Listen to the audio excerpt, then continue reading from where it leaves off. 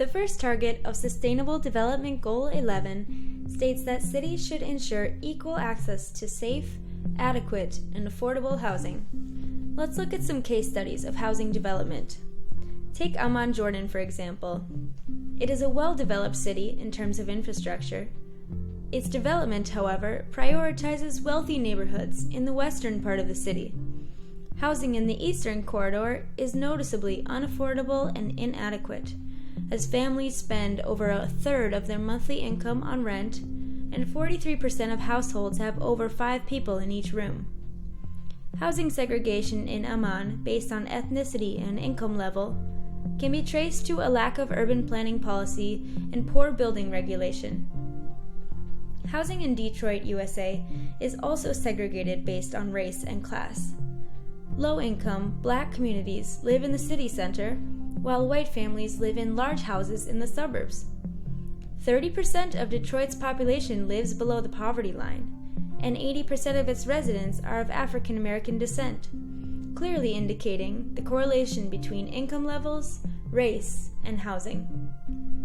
Because Detroit has a low population density and lots of available land, the city can implement new policies to sustainably develop without segregation. Now, in Bangalore, India, population density is very high due to drastic population growth, from 4 to 11.5 million people just in the last 15 years.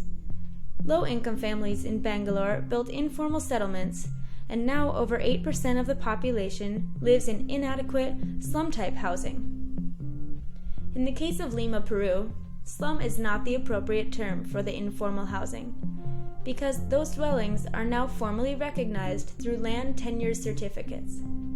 However, the informal development impacted the quality of services and infrastructure. So, in Lima, housing adequacy should be approached in terms of safety and access to basic services in the self-made neighborhoods. Residents of Jakarta, Indonesia, face environmental issues. The city is sinking as the sea level rises 3 to 10 millimeters per year, while the land subsidence lowers by up to 100 millimeters a year. So, urban managers in Jakarta seek housing solutions that resist floods and natural disasters. The best way for cities to sustainably develop the housing sector is to ensure that resources are allocated equitably to those in the most vulnerable and inadequate housing situations.